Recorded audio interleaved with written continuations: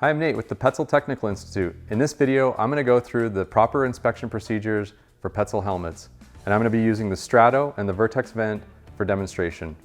Before getting started, be sure to visit Petzl.com to download the inspection procedures document. This document will provide you with a step-by-step guide for doing your inspection. We'll begin the inspection by reviewing the history of the product to ensure that there have been no exceptional events that would be grounds for retirement.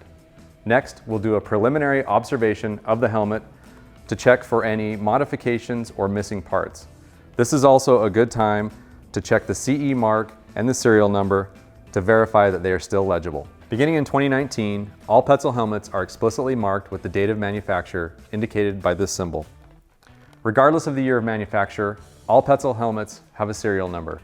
And if your helmet was manufactured before 2019, visit Petzl.com to determine the year of manufacture based on the serial number. Petzl recommends a maximum lifespan of 10 years. However, keep in mind that one unusual event could be grounds for retirement. Now let's move on to inspecting the shell of the helmet. Start off by looking for any damage to the shell, such as deformation or major dents. Also, look for cracking of the shell. Specifically, look for cracks near the accessory mounting slots. Also look for any exposure to chemicals or UV that could be indicated by discoloration of the shell.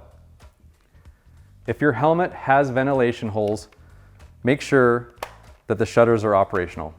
Do the same inspection criteria on the inside of the shell.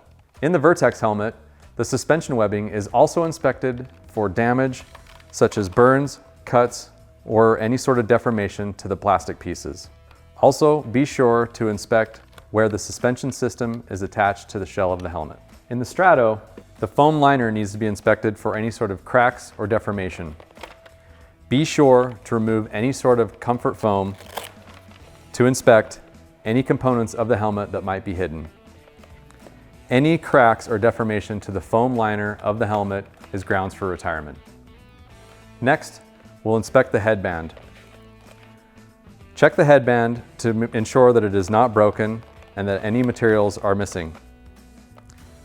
Next, look for the connection of the headband to the shell of the helmet. Also check the functionality by operating the adjustment wheels in both directions and then pull lightly on the headband to ensure that the setting does not change.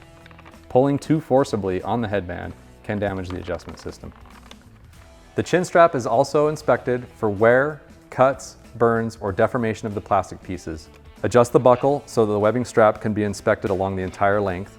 Buckle and pull gently on the chin strap to ensure that it is in good working condition. The headlamp clips and any additional accessories should also be inspected for wear. Be sure to log the information from your inspection at least once a year or in compliance with your local regulations. These are just a few tips on how to inspect your Petzl helmet. For more information, please visit Petzl.com.